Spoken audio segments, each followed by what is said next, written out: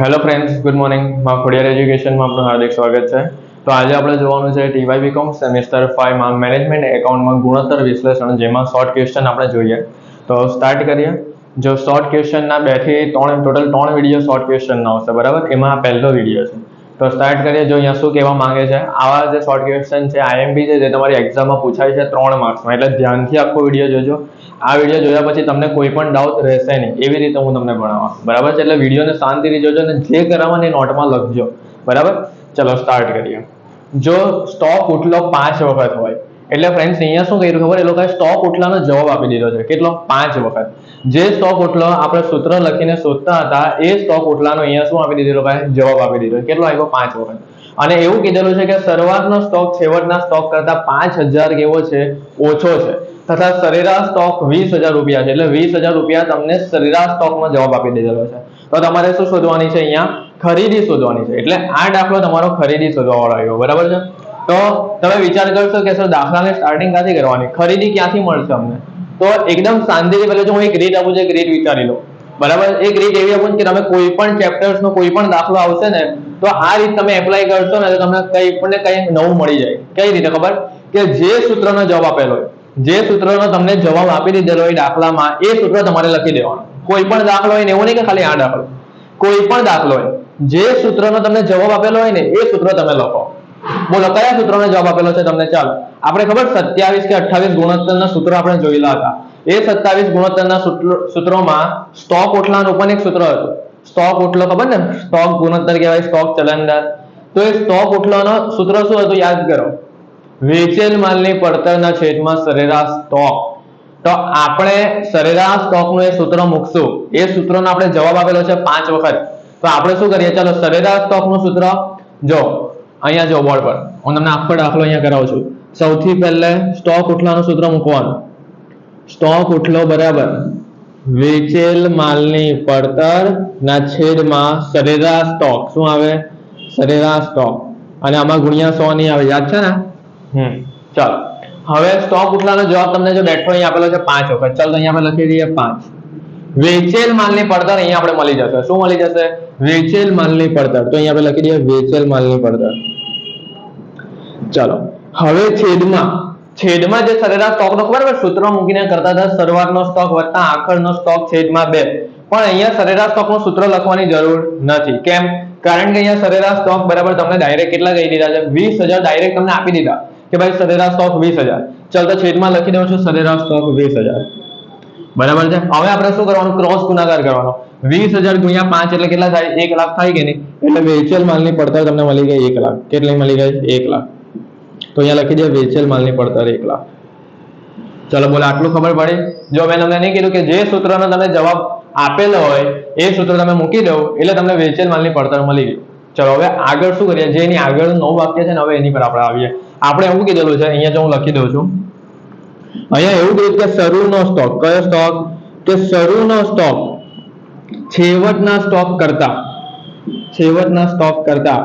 5000 ઓછો છે. કેવો છે? ઓછો છે. જો લખેલું છે શરૂઆતનો સ્ટોક છેવટના સ્ટોક કરતા 5000 ઓછો છે. હવે એક બીજી નોંધ લખી દઉં કે તમારા દાખલામાં કરતા, પર, ના, થી આ 4 શબ્દ આવે. કયા કયા? કરતા, પર, ના, થી. આવા કોઈ શબ્દ આવે ને, એની પહેલેનો જે શબ્દ હોય ને એ ધારી લેવાનો. શું યાદ રાખવાનું? કે કરતા, પર, ના, થી આવા બધા શબ્દ આવે, એની પહેલેનો જે શબ્દ આવે એ ધારી લેવાનો. ચલો આપણા દાખલામાં એવું કહે છે, જો શરૂઆતનો સ્ટોક છેવટના સ્ટોક કરતા કેટલો છે? 5000. કરતા શબ્દ પર ફોકસ કરો. કરતા ને પહેલા છેવટનો સ્ટોક છે, છેવટનો સ્ટોક એ ધારવું પડે. ચલો હવે એ પ્રશ્ન રહ્યો. ચલો ખબર તો પડી ગઈ ભાઈ, આવી રીતે ધારવાનું છે કે કરતાની પહેલા જે હોય એ ધારી લેવાનું. તો અહીંયા આપણે લખીએ કે ધારો કે છેવટનો સ્ટોક બરાબર.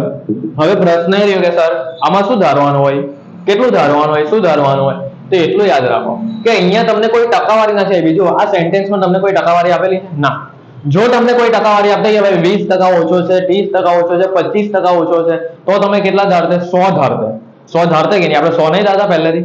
પણ અહીંયા કોઈ ટકાવારી જગ્યા પર આ 5000 તમને શું આપેલું છે? રૂપિયા આપેલા છે. 5000 રૂપિયા ઓછો છે એટલે અહીંયા તમારે શું ધારવું પડે? x ધારવું પડશે. શું ધારવું પડશે? x ધારવું પડશે. તો ધારો કે છેવટનો સ્ટોક બરાબર કેટલા? x. બોલો ખબર પડી?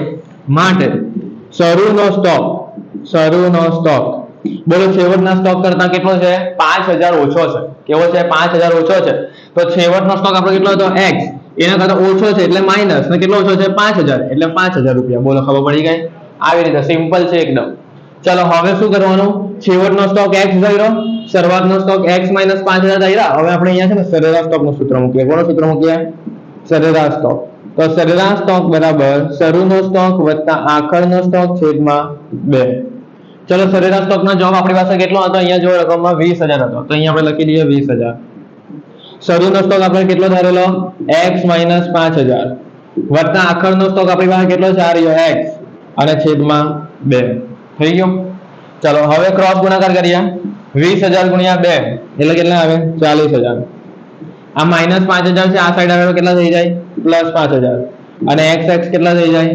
2x. થઈ ગયું? અને અહીંયા x ના છેદમાં શું આવશે?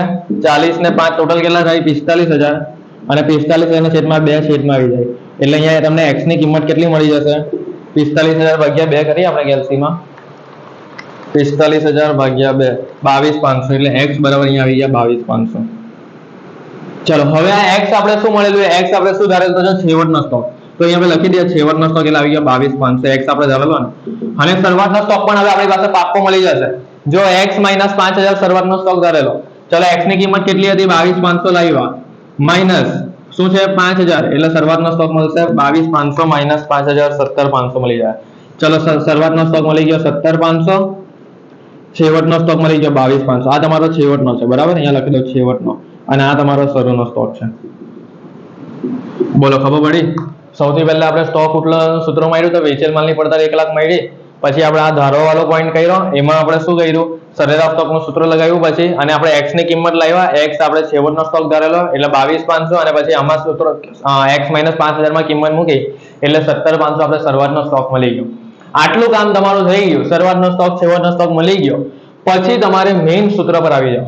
ખરીદી શોધવાનું છે. શું શોધવાનું છે? ખરીદી. તો વિચાર કરો, ખરીદી તમને ક્યાં મળતી હતી?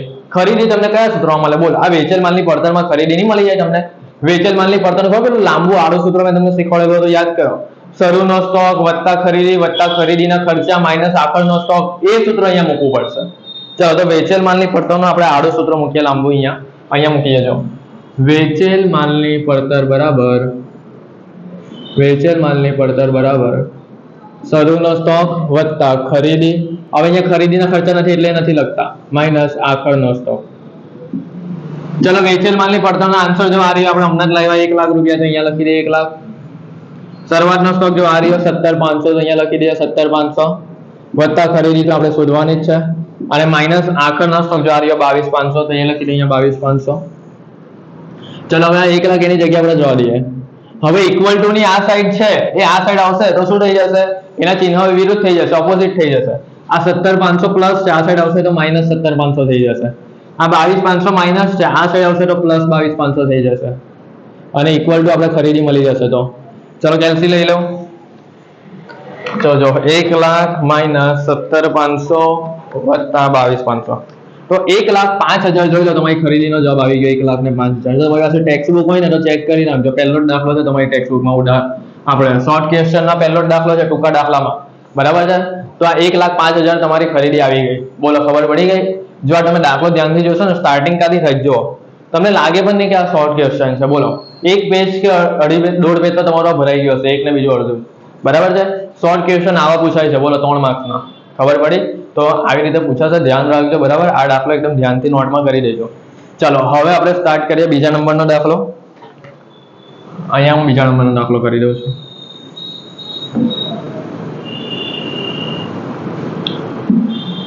ચાલો બીજા નંબરના દાખલામાં શું કહે છે જોઈએ આપણે.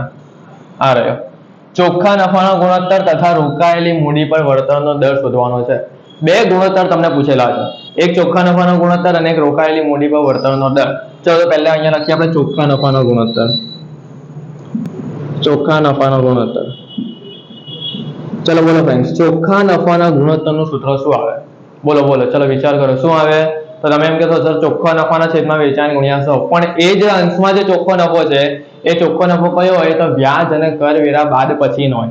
એટલે એની અંદરથી વ્યાજ પણ માઇનસ થઈ ગયું છે અને કરવેરા પણ માઇનસ થઈ ગયા છે, એવો ચોખ્ખો નફો હોય. ચાલો અહીંયા આપણે લખીએ કે વ્યાજ અને કરવેરા બાદ પછીનો ચોખ્ખો નફો છેદમાં વેચાણ, આખું આવી રીતે લખવું પડશે પરીક્ષામાં, ગુણ્યા 100. ચલો હવે વ્યાજ અને કરવેરા બાદ પછીનો ચોખ્ખો નફો તમારી પાસે છે, પહેલા ચેક તો કરો. ચલો જોઈએ અહીંયા. તો અહીંયા જે ચોખ્ખો નફો 12 લાખ રૂપિયા આપેલો છે એ વ્યાજ અને કરવેરા પહેલાનો છે. તો બોલો મેં તમને શું કહ્યું કે જ્યારે પહેલાનો આપી દીધેલો હોય ત્યારે તમને પછીનો શોધી કાઢવાનો. તો અહીંયા જો પહેલાનો તમને 12 લાખ આપ્યો તો પછીનો આરામથી મળી જાય ને, પેલું આખું ફોર્મેટ બનાવી દેવાનું, મેં શીખવાડેલું તમને એ ફોર્મેટ પણ. ચલો જો અહીંયા ફોર્મેટ બનાવશું કે વ્યાજ અને કરવેરા પહેલાનો ચોખ્ખો નફો બોલો કેટલા આપેલો છે 12 લાખ, તો અહીંયા 12 લાખ લખી દેવાનો માઇનસ વ્યાજ. ચલો વ્યાજ કોનું શીખવાડેલું, ડિબેન્ચર કે લોન નું ચેક કરી લો કે ડિબેન્ચર કે લોન છે. તો હા જો ડિબેન્ચર છે, આ રહ્યા 10 લાખના 10% ડિબેન્ચર છે. 10 લાખના 10% કેટલા થાય, 1 લાખ થાય કે નહીં. તો અહીંયા કૌંસમાં લખી દેવાનું 10 લાખના ડિબેન્ચર હતા, 10% ના હતા, 10 લાખના 10% કર્યા એટલે 1 લાખ તમારું ડિબેન્ચર નું વ્યાજ આવ્યું. 12 લાખમાંથી 1 લાખ જાય એટલે 11 લાખ આવ્યું. આ 11 લાખ જે આવ્યું ને એને શું કહેવાય ખબર, કે વ્યાજ બાદ પરંતુ કરવેરા પહેલાનો ચોખ્ખો નફો. એટલે કે વ્યાજ બાદ થઈ ગયું છે પરંતુ જો કરવેરા બાદ થયા નથી, એટલે અહીંયા આપણે લખશું કે વ્યાજ બાદ પરંતુ કરવેરા પહેલાનો. હવે આપણે આની અંદરથી માઈનસ કરી નાખશું કરવેરા. તો ચેક કરો કે કરવેરાની જોગવાઈ કે કરવેરાનો કોઈ દર આપેલો છે આપણા દાખલામાં. તો હા આપેલો જ, જો આવ્યો કરવેરાનો દર 50%. જો કરવેરાનો દર નહીં આપેલો હતો ને અમને, તો કરવેરાની જોગવાઈને એક બેઠી રકમ જ આપેલી હોય તો એ બેઠી લખી દેવાની. પણ અહીંયા કરવેરાનો દર 50% આપણે આપેલો છે તો આપણે એ લેવાનો હોય. તો અહીંયા લખીએ કરવેરાનો દર 50%. ચલો આ કરવેરાનો દર 50% કોના કરવાના, તો 11 લાખના 50% કરો. ચલો કેલ્સી લઈ લઈએ આપણે. 11 લાખના 50% કેટલા થઈ જોઈએ, 5,50,000 થશે. કેટલા થશે, 5,50,000. ચલો એટલે તમને 11 લાખમાંથી 5,50,000 માઇનસ કરો એટલે 5,50,000 મળે. એને કહેવાય વ્યાજ અને કરવેરા બાદ પછીનો ચોખ્ખો નફો. મળી ગયો આપણે વ્યાજ અને કરવેરા બાદ પછીનો ચોખ્ખો નફો. હવે આ 5,50,000 આપણે અહીંયા અંશમાં લઈ લેવાનું, છેદમાં શું લેવાનું, વેચાણ. તો જો બેઠું અહીંયા વેચાણ તમને આ રહ્યું આપેલું છે, કેટલું આપેલું છે જોઈ લો, 13,75,000 વેચાણ આપેલું છે. ચાલો તો છેદમાં લખી દે 13,75,000 ગુણ્યા 100. ચલો કરીએ કેલ્સીમાં 5,50,000 ભાગ્યા 13,75,000 ગુણ્યા 100, 40%. કેટલા આવશે, 40%.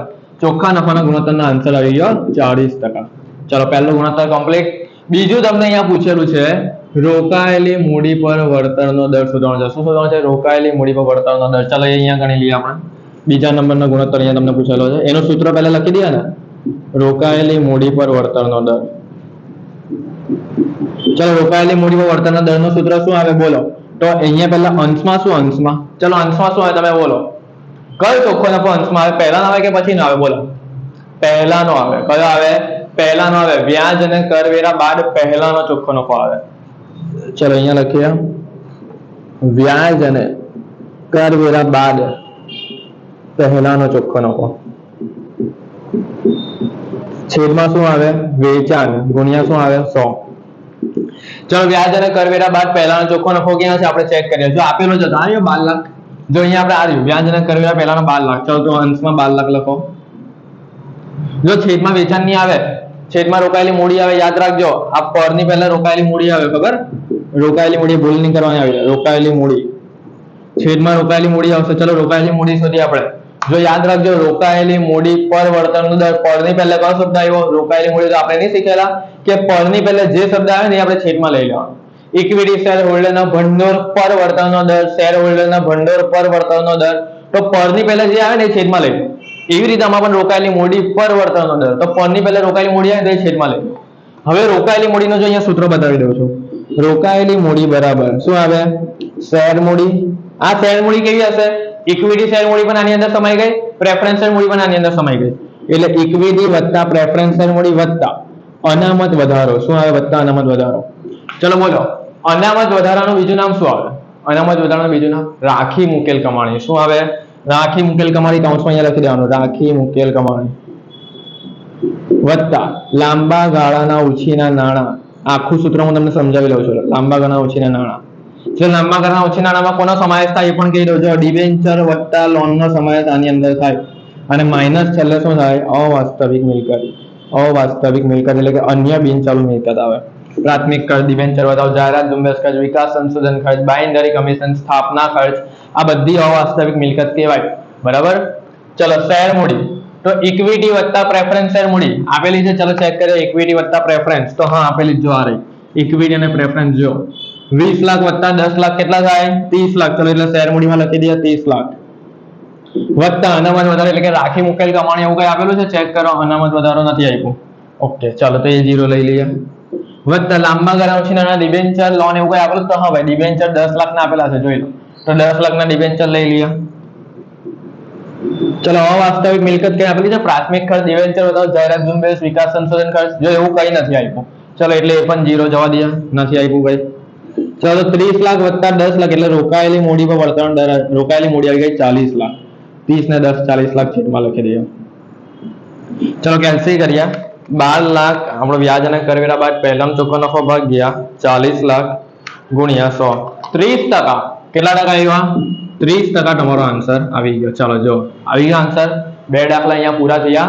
હવે આપણે ચાલુ કરીએ ત્રીજો દાખલો છે. બરાબર. ત્રીજો દાખલો મોસ્ટ ઇમ્પોર્ટન્ટ છે, ધ્યાન રાખજો. પરીક્ષામાં આવા દાખલો ત્રીજો દાખલો પૂછાશે. બરાબર છે. કારણ કે છે ને ત્રીજા દાખલામાં કેવું છે, આપણે પદ માનીને કરવાનું છે. હવે અડધાને પદ માનતા નહીં આવડે કે પદ કેવી રીતે મારવા, તો ધ્યાનથી જોજો. ત્રીજો દાખલો મોસ્ટ ઇમ્પોર્ટન્ટ છે. બરાબર. ચલો સ્ટાર્ટ કરીએ. આપણે પહેલા આટલું ભૂસી કાઢીએ.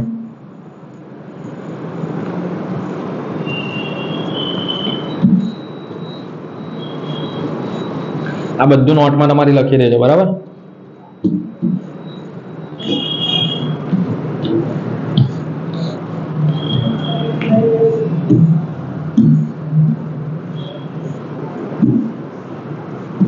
ચાલો આટલું ચાલશે.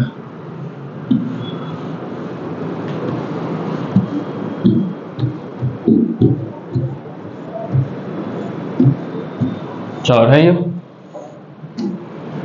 હવે ત્રીજો દાખલો પણ આપણે ગણિત લઈએ. 4 દાખલા આજે આપણે એક જ વિડીયોમાં પૂરા કરી દઈએ છીએ. બરાબર. 4 દાખલા આઈએમપી છે એટલે એક વિડીયોમાં પતાવી દેવા. ચલો ત્રીજો વિડીયો સ્ટાર્ટ કરીએ.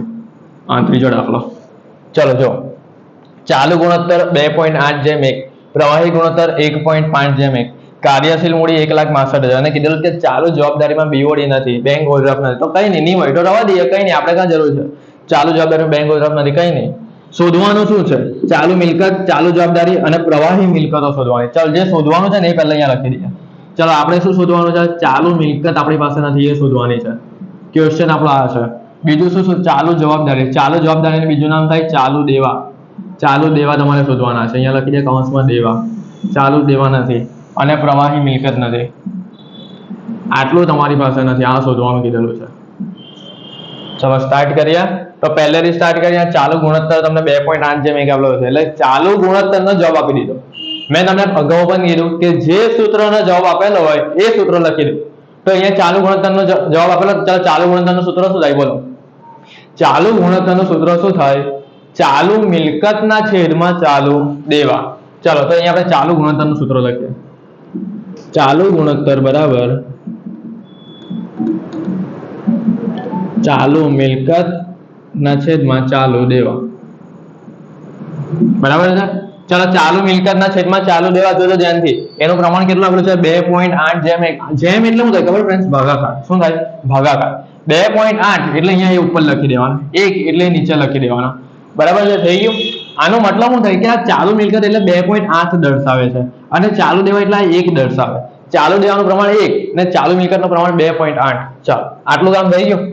પછી તમારે શું કરવાનું ખબર? કાર્યશીલ મૂડીનો જવાબ આવે તો કાર્યશીલ મૂડીનું પણ સૂત્ર લખી દો. કાર્યશીલ મૂડી બરાબર શું આવે? ચાલુ મિલકત માઇનસ ચાલુ દેવા. કાર્યશીલ મૂડીનું સૂત્ર શું આવે? ચાલુ મિલકત માઇનસ ચાલુ દેવા. ચલો બોલો ચાલુ મિલકત આપણી પાસે હમણાં ધારેલું છે એટલે કે જવાબ કેટલો આપેલો છે? 2.8. ચાલુ દેવા કેટલા આપેલો છે? 1. 2.8 માઇનસ 1 કરો ને એટલે 1.8 આવે. કેટલો આવે? 1.8. ને કાર્યશીલ મૂડીનો પાક્કો જવાબ તમારી પાસે જો આટલો છે 1,62,000. કેટલો છે? તો અહીંયા આપણે લખી દઈએ 1,62,000. હવે ધ્યાનથી જોજો, ધ્યાનથી. હું તમને એમ પૂછું ચલો ભાઈ કાર્યશીલ મૂડીની પાકી રકમ કઈ? તો તમારે કઈ બોલવાની? 1,62,000. હું તમને એમ પૂછું કાર્યશીલ મૂડીની ધારેલી રકમ એટલે કે જવાબ વાળી પોઈન્ટ વાળી રકમ કઈ બોલવાની? તો આજો 1.8. ચલો કાર્યશીલ મૂડીની પાકી રકમ બોલો કઈ આવે? તો ભાઈ 1,62,000 બેઠો જવાબ આપેલો છે. તો કાર્યશીલ મૂડીની ધારેલી રકમ એટલે કે પોઈન્ટ વાળી રકમ કેટલી હોય તો જો 1.8 નાની રકમ, આ મોટી રકમ, બરાબર છે. હવે ધ્યાનથી જોજો, માની લો કે તમને ચાલુ મિલકત શોધવી છે. શું શોધવી છે? ચાલુ મિલકત. તો ચાલુ મિલકતની તમારી ધારેલી રકમ કેટલી? ચાલુ મિલકતની 2.8 ને જ્યારે કાર્યશીલ મૂડીની ધારેલી રકમ કેટલી? 1.8. તો આવી રીતે મૂકવાનું. જો 1.8 કેટલા? 2.8. 1.8 કાર્યશીલ મૂડી છે. શું છે? 1.8 કાર્યશીલ મૂડી છે, ત્યારે ચાલુ મિલકત કેટલી છે? 2.8 ચાલુ મિલકત છે. તો 1,62,000 કાર્યશીલ મૂડી હોય તો ત્યારે ચાલુ મિલકત કેટલી? હવે આટલું એક પદ માનવાનું હોય ને, એમાં પણ બધાને એટલી કન્ફ્યુઝન થાય ને. સિમ્પલ છે. જો એટલું યાદ રાખો કે જે જવાબ આપેલો હોય ને એ જવાબ આગળ આવે. 1.8 તમારો કાર્યશીલ મૂડી જવાબ આવ્યો અહીંયા. 1.8 કાર્યશીલ મૂડી છે, અહીંયા લખ્યું. એનો પાક્કો જવાબ કાર્યશીલ મૂડીનો જો આવ્યો 1,62,000. અને જે શોધવાનું છે એની સામે લખવાનું. બરાબર. ચલો હવે આપણે કેલ્સી લઈ લઈએ. 1,62,000 ગુણ્યા 2.8 ભાગ્યા 1.8 તો 2,52,000. આ 2,52,000 તમારો શું જવાબ આવી ગયો? ચાલુ મિલકતનો જવાબ આવી ગયો. જો આવી ગયો ને, કેટલું ઈઝી હતું. તો ચાલો અહીંયા આપણે ચાલુ મિલકત મળી ગઈ 2,52,000. પહેલો જવાબ આપણો મળી ગયો. હવે આવી જ રીતે આપણે ચાલુ દેવા શોધી કાઢવાનું. ચાલો હવે જો પાછું એ કે 1.8 ચાલુ દેવા કેટલા? હવે 1.8 ચાલુ દેવા કેટલા? 1. તો પાછું 1,62,000 કેટલા? ચલો તો હવે એ કરીએ. 1,62,000 ગુણ્યા 1 ભાગ્યા 1.8 એટલે 90,000 તમારા શું આવી ગયા? ચાલુ દેવા આવી ગયા. ચાલુ દેવા. તો અહીંયા લખી દે 90,000 આવી ગયું. ચાલુ દેવાનો 90,000. ચલો હવે તમને ચેક કરવું કે શું સર આ સાચું હશે? 90,000 ના 2,52,000. તો તમારે શું કરવાનું ખબર? આ કાર્યશીલ મૂડીનું સૂત્ર નહીં હોય કોઈ ચાલુ મિલકત ચાલુ દેવામાં ચેક કરી નાખવાનું કે હું સાચું છે. જો ચાલુ મિલકતની બાકી રકમ કેટલી? 2,52,000 કેલ્સીમાં લખીએ. માઇનસ ચાલુ દેવા કેટલા મળ્યા? 90,000. તો જોઈ લો 2,52,000 માઇનસ 90,000 કર્યા ને, જો 1,62,000 આવી ગયા ને, એટલા તો આપણે આપેલા જ હતા. જોઈ લો. હવે માની લો કે આ 2,52,000 90,000 જો ખોટા હતા ને, તો અમને જવાબ આપણે ટેલી થશે જ નહીં. ખબર પડી? જો અહીંયા ટેલી પણ થઈ ગયો કે 1,62,000 આવી ગયા તમારા. ખબર પડી? એટલે આવી રીતે પરીક્ષામાં કરો કે તમને ખબર હોવી જોઈએ કે તમે જે ગણતરી કરો છો ને એ ગણતરી સાચી છે. બરાબર. ચાલો ચાલુ મિલકત ને ચાલુ દેવા બે તમને ગુણોત્તર એટલે કે જવાબ મળી ગયા છે. હવે ત્રીજો આપણો મેઇન બાકી પ્રવાહી મિલકત. તો પ્રવાહી મિલકત પણ એનો પણ તમને ગુણોત્તરનો જવાબ આપેલો છે. જો પ્રવાહી ગુણોત્તર જો 1.5:1 તો પ્રવાહી ગુણોત્તરનું સૂત્ર મૂકી દેવા. પ્રવાહી ગુણોત્તર બરાબર પ્રવાહી મિલકતના છેદમાં ચાલુ દેવા. ચલો તો અહીંયા આપણે લખીએ પ્રવાહી ગુણોત્તરનું. પ્રવાહી ગુણોત્તર બરાબર પ્રવાહી મિલકત છેદમાં ચાલુ દેવા. ચલો બોલો કેટલો જવાબ આપેલો છે એનો પણ એવી રીતે 1.5 જેમ એટલે 1.5 ઉપર લખી દેવાનો, 1 નીચે લખી દેવાનો. બરાબર છે. હવે આ પોઈન્ટ એકદમ ઈઝી થઈ ગયો કારણ કે જો ચાલુ દેવાનો ધારેલો જવાબ 1 આપેલો છે, પ્રવાહી મિલકતનો ધારેલો જવાબ 1.5 આવેલો. હવે એક વસ્તુ વિચારીને કેવું શોધવાનું શું છે? ઉપરની એટલે કે પ્રવાહી મિલકત ઉપરની શોધવાની છે. તો ચાલુ દેવાનો તમારી પાસે પાક્કો જવાબ છે એ ચેક કરો. ચાલુ દેવાનો પાક્કો જવાબ છે તો હા ભાઈ છે. તમે શું કહેશો? હમણાં તો લાઈવ આ રહ્યો 90,000 આ રહ્યું. તો બસ આના પરથી મળી જાય. એકદમ ઈઝી પોઈન્ટ છે. કેવી રીતે કે એક ચાલુ દેવા છે ત્યારે પ્રવાહી મિલકત કેટલી છે? 1.5. જો એક ચાલુ દેવા છે ત્યારે પ્રવાહી મિલકત કેટલી છે? 1.5 પ્રવાહી મિલકત છે. ચાલુ દેવા 90,000 છે તો ત્યારે પ્રવાહી મિલકત કેટલી થાય? આવી રીતે પદ માનતા શીખો. 1.5 તો 90,000 કેટલા? તો 90,000 ગુણ્યા 1.5 ભાગ્યા 1 એટલે 1,35,000 તમારી પ્રવાહી મિલકત આવી ગઈ. કેટલી આવી ગઈ? 1,35,000 તમારી પ્રવાહી મિલકત આવી ગઈ. ચાલો અહીંયા લખી દે 1,35,000. બોલો થઈ ગયું કે નહીં? તો કેટલું ઈઝી હતું. આ દાખલો આપણો પતી ગયો. જો ત્રીજો દાખલો બોલો ખબર પડી? કઈ છે નહીં. જો તમારા માઇન્ડમાં ખાલી ઉતરવું છે, પદ માનતા તમને આવડવું છે અને સૂત્રથી કયા સૂત્ર એમ એકબીજાથી જોડાયેલા છે, કયા સૂત્રની કડી કયા સૂત્ર સાથે છે મળે છે એ જોવાનું. ખબર પડી? બાકી તમે અમુક વાર કેવું થાય ખબર કે પૂછેલું કઈ બીજું હોય, સૂત્ર કઈ બીજું માનવું પડે, જવાબ કઈ બીજી રીતે આવે. ખબર પડી? એવી રીતે એ લોકો દાખલા પૂછે. એ લોકો કઈ બેઠા તમને ઈઝી નહીં પૂછી લે કે ચાલ ભાઈ આ ગુણોત્તર છે, આ સૂત્ર મૂક્યું, જવાબ આવી ગયો. એ લોકો તમને શું કહેશે એમ આખા તમને એક પાના ભરીને તો તમને આખી ગણતરી કરવાની હોય. બરાબર છે. સ્ટેપ બાય સ્ટેપ આખી ગણતરી કરવી પડે વધારાની માહિતીની. પછી એ ગણતરીમાં જે તમે જવાબ લાવેલા હોય ને એ જવાબથી તમારો ગુણોત્તર સોલ્વ થાય. ડાયરેક્ટ તમે ગુણોત્તર સોલ્વ નહીં કરી શકશો પરીક્ષામાં. યાદ રાખજો એ વાત. પહેલે તમારે ગણતરી સોલ્વ કરવી પડશે પછી તમે ગુણોત્તર સોલ્વ કરો. બરાબર છે. 14 માર્ક્સનો મોટો દાખલો પૂછાશે અને 3 માર્ક્સનો નાનો દાખલો પૂછાશે. બરાબર? એટલે ધ્યાન રાખીને કરજો. ચાલો હવે પહેલો દાખલો થઈ ગયો આપણો, બીજો દાખલો થઈ ગયો, ત્રીજો દાખલો થઈ ગયો. હવે ચોથો દાખલો આવ્યો. ચોથો દાખલો પણ ઇમ્પોર્ટન્ટ છે. ચોથા દાખલામાં તમને છેવટનો સ્ટોક પૂછેલો છે. કોનો છેવટનો સ્ટોક? એ છે ને થોડો ઘણો આના જેવો જ છે, પહેલા જેવો જ છે. ચલો ચોથો દાખલો પણ આપણે પટાવી દઈએ. બરાબર, આ ભૂસી કરીએ. હવે આ લખી કાઢજો પહેલા. બરાબર,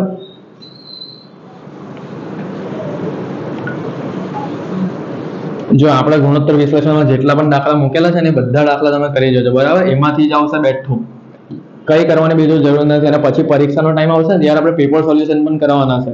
પણ જો પેપર સોલ્યુશન એ બધું તમને ક્યારે આવશે? જ્યારે તમને તમારા દિમાગમાં જ્યારે કોન્સેપ્ટ ક્લિયર હોય ને ત્યારે તમને આવડશે. બરાબર, એટલે પહેલે કોન્સેપ્ટ ક્લિયર કરી નાખો કે કયા સૂત્રો કેવી રીતે બને છે, ત્યારે થશે. ચાલો સ્ટાર્ટ કરીએ. ચોથો દાખલો જો પાછું આપણે જોઈએ. સ્ટોક ઉઠલો તમને 8 વખત આપેલો છે. કેટલો આપેલો છે? 8 વખત. વેચાણ 5 લાખ આપેલું છે.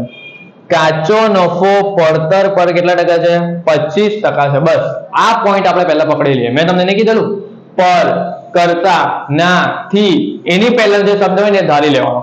તો ચાલો જો, કાચો નફો પડતર પર 25% છે. પરની પહેલા શું આવ્યું? પડતર. તો ધારો કે પડતર બરાબર, હવે તમે સામેથી જ બોલશો.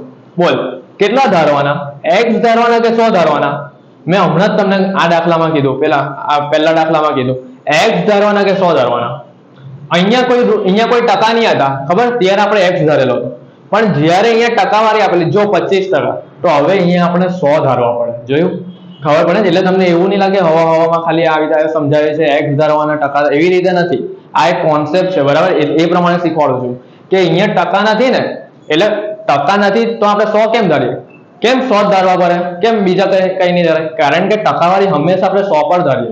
આપણે પરીક્ષામાં ટકાવારી કેમ 100 માંથી 70%, 80% એવી રીતે આવે છે ને, એટલે આપણે 100 ધારીએ. એટલે આમાં પણ આપણે 100 ધારવો પડશે. બરાબર છે? ચલો તો સ્ટાર્ટ કરીએ. પહેલા આપણે વાક્ય પકડી લઈએ કે ભાઈ કાચો નફો પડતર પર કેટલા ટકા છે? 25% છે. તો પરની પહેલા શું આવ્યું? પડતર આવી ને, તો ધારો કે પડતર બરાબર 100. શું પદ મારવાનું છે? ધારો કે પડતર બરાબર 100. પરની પહેલા જે આવ્યું એ ધારી લેવાનું. ચાલો અહીંયાથી સ્ટાર્ટિંગ કરીએ. ધારો કે પડતર બરાબર 100. આ પડતર પર કેટલા ટકાનો નફો ચડે છે?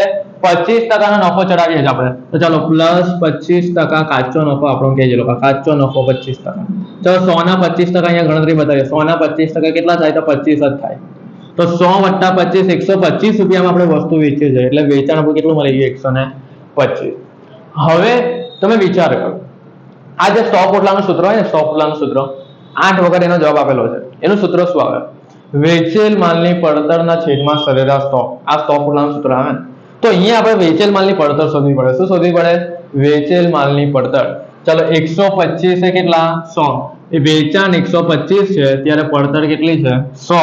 તો વેચાણ આપણું અહીંયા 5 લાખ છે, તો ત્યારે પડતર કેટલી? સિમ્પલ. આ શું છે? અહીંયા આ સાઈડ આપણે વેચાણ ધાર્યું અને આ સાઈડ અહીંયા પડતર આવે. 125 100 તો 5 લાખ એ કેટલા? ચલો કેલ્સી લઈ લઈએ. 5 લાખ ગુણ્યા 100 ભાગ્યા 125, તો 4 લાખ જવાબ આવ્યો પડતરનો. કેટલો આવ્યો? 4 લાખ. આ 4 લાખ તમારી વેચેલ માલની પડતર આવી ગઈ. આવી ગઈ વેચેલ માલની પડતર 4 લાખ. ચલો હવે સ્ટોક ઉઠલાનું સૂત્ર લગાવીએ. સ્ટોક ઉઠલો બરાબર વેચેલ માલની પડતર છેદમાં સરેરાશ સ્ટોક. શું આવે સ્ટોક ઉઠલાનું સૂત્ર? વેચેલ માલની પડતર છેદમાં સરેરાશ સ્ટોક. ચલો સ્ટોક ઉઠલો આપણે કેટલો આપેલો છે ચેક કરો. જો અહીંયા આવ્યો 8 વખત આપેલો છે. કેટલો આપેલો છે? 8 વખત. તો ચલો અહીંયા લખી દઈએ 8. વેચેલ માલની પડતર, તો જો દાખલામાં વેચેલ માલની પડતર આપણે હમણાં જ લઈને આવ્યા 4 લાખ રૂપિયા, તો એ 4 લાખ અહીંયા લખી દો. તો બોલો શું મળી જાય તમને? સરેરાશ સ્ટોક મળી જાય. હવે શું કરવાનું? ક્રોસ ગુણાકાર. એટલે શું? સરેરાશ સ્ટોક આ સાઈડ આવી જાય અને 8 અહીંયા આવી જાય. ચલો તો આપણે અહીંયા લખી દઈએ સરેરાશ સ્ટોક અને 4 લાખના છેદમાં કેટલા લખી દઈએ? 8 લખી દઈએ. બરાબર, એટલે સરેરાશ સ્ટોકમાં તમને અહીંયા જવાબ મળી જશે. ચલો કેન્સલ લઈ લો. 4 લાખ ભાગ્યા 8 કરો એટલે 50,000. તો બોલો સરેરાશ સ્ટોક તમને કેટલો મળ્યો કહેવાય ફ્રેન્ડ્સ? 50,000 મળી ગયો કહેવાય. જો આવી રીતે પહેલા શોધો. સરેરાશ સ્ટોક આપણે લઈ આવ્યા. પહેલો સ્ટેપ તો આપણે છે ને અહીંયાથી લઈ આવ્યો. જો આ ધારીને, હવે માની લો કે જે સ્ટુડન્ટને ધારતા જ નહીં આવડે ને એ જવાબ લાવી જ નહીં શકે. પહેલે ધારતા શીખો. એટલે જ મેં તમને શોર્ટકટ રીત શીખવાની. શું કે પર, કરતા, ના, થી, આવા બધા શબ્દ પકડો અને એની પહેલેનું ધારો, તો તમને ધારવામાં બહુ સરળ પડશે. અને એ પણ મેં કીધું કે x ધારવાના કે 100 ધારવાના. પહેલે એ શીખવાડ્યું કે પર, કરતા, ના, થી, એની પહેલેનું ધારો. અને પછી શું શીખવાડ્યું કે x ધારવાના કે 100 ધારવાના. તો અહીંયા આપણે 100 ધાર્યા. બરાબર છે. અને પછી આપણે પદ મૂક્યું ભાઈ 125 100 તો 5 લાખ એ કેટલા? બરાબર, તો આપણો જવાબ કેટલો આવ્યો? 4 લાખ. ચાલો પછી આપણે સૂત્ર લગાવ્યું કે સ્ટોક એટલે બરાબર વેચેલ માલની પડતરના છેદમાં સરેરાશ સ્ટોક, એટલે સરેરાશ સ્ટોક આપણે લઈ આવ્યા કેટલા 50,000 બરાબર. ચાલો આટલું કામ થાય એટલે પછી આપણે આ વાક્ય લઈ લઈએ. શું છે? છેવટનો સ્ટોક શરૂઆતના સ્ટોક કરતા કેટલો છે? 10,000 વધુ છે. ચલો બોલો, છેવટનો સ્ટોક શરૂઆતના સ્ટોક કરતા કેટલો છે? 10,000 વધુ છે. તો કરતાની પહેલા શું આવ્યું? જો પાછું એ ફોકસ કરો, કરતા પર નાથી એની પહેલા જે હોય ને ધારી લેવો. તો કરતાની પહેલા શું આવ્યું? શરૂઆતનો સ્ટોક. તો અહીંયા આપણે શું ધારવું પડે? શરૂઆતનો સ્ટોક બરાબર કેટલો? x. કેમ x?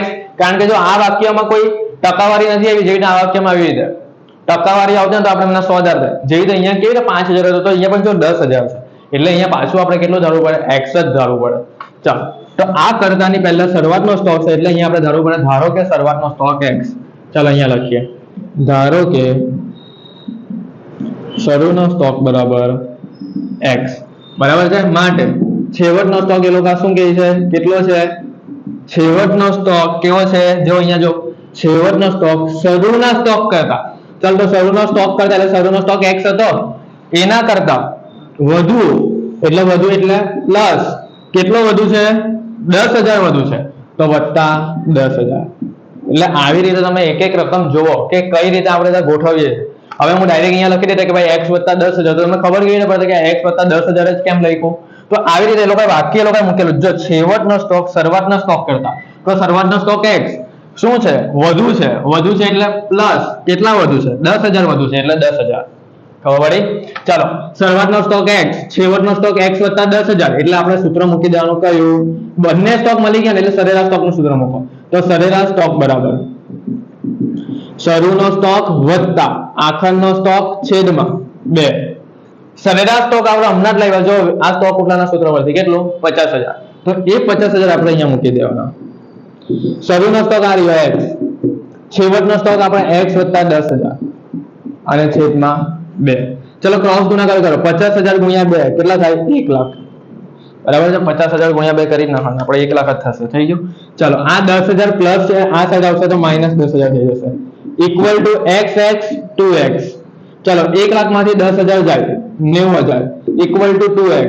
90,000 બરાબર આ 2 છેદમાં આવી જાય ઇક્વલ ટુ x. ચલો, એટલે 90,000 ભાગ્યા 2 કરો, 45,000 આવશે. આવી ગયા 45,000, એટલે x બરાબર 45,000. હવે આ x શું ધારેલો છે એની પર ફોકસ કરો. શરૂઆતનો સ્ટોક x ધારેલો હતો, તો ચાલો આપણો આ 45,000 કયો સ્ટોક મળ્યો? શરૂનો સ્ટોક મળ્યો. તો પણ આપણે જવાબ આ નથી, આપણો જવાબ શું છે? છેવટનો સ્ટોક છે. એટલે છેવટના સ્ટોકમાં આપણે કિંમત મૂકવી પડે x + 10,000. જો અહીંયા છેવટનો સ્ટોક એ લોકો શું કહે કે જો તમને છેવટનો સ્ટોક જોઈતો હોય તો x વત્તા કેટલા કરો? 10,000 કરો. તો x તો આપણે મળ્યો આ રહ્યો 45,000, તો 45,000 વત્તા 10,000 કરી નાખવાના, એટલે તમારો જવાબ આવશે 55,000. ચેક કરી લો, આ તમારો જવાબ આવી ગયો. બરાબર છે. તો છેવટનો સ્ટોક તમને મળી ગયો 55,000. તો અહીંયા આપણા 4 દાખલા પૂરા થયા શોર્ટ ક્વેશ્ચન ગુણોત્તર વિશ્લેષણના. તો હજુ જે થોડા ઘણા દાખલા બાકી છે એ આપણે હજુ બીજા નેક્સ્ટ લેક્ચરમાં જોઈશું. બરાબર છે. આના લગભગ 2 થી 4 ભાગ જેવા આવી જશે. 3 થી 4 ભાગ આપણે શોર્ટ ક્વેશ્ચનના કરશું. લોંગ ક્વેશ્ચન તો આપણે બહુ બધા કરેલા છે. બરાબર છે. એટલે આખું ગુણોત્તર વિશ્લેષણ કમ્પ્લીટ કરાવી નાખ્યું છે. અને ગુણોત્તર વિશ્લેષણને MCQ હશે એ પણ હું તમને કરાવવા, જે પ્રમાણે પેપર સ્ટાઇલ હશે ને બધું આપણું કરાવશું. બરાબર. અને અહીંયા આ મારો નંબર છે 7433858780. એની પર તમે કોલ કરીને બીજી કઈ ઇન્ફોર્મેશન જોઈતી હોય તો લઈ શકો છો. આપણા ક્લાસીસ સુરતમાં આવેલા છે. જો તમને હજુ પણ હમણાં પણ જો એડમિશન જોઈતા હોય તો આપણું ખાલી એવું ટ્યુશન છે કે જે વચ્ચેથી એડમિશન લઈએ છીએ. બરાબર. બાકી કોઈ પણ ટ્યુશનમાં તમે જાઓ તો કોર્સ આખો કમ્પ્લીટ થઈ ગયો હશે ને તો પણ તમને એડમિશન માટે ના પાડે.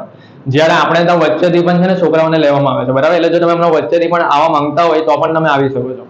બરાબર. આ નંબર પર ફોન કરજો, તમને એડ્રેસ આપી દેવામાં આવશે. અને ઘરે બેસીને પણ જો તમે ભણવા માંગતા હોય તો એના માટે પણ આપણી પ્લે સ્ટોર પર એક એપ્લિકેશન છે મા ખોડિયાર એજ્યુકેશન એપ.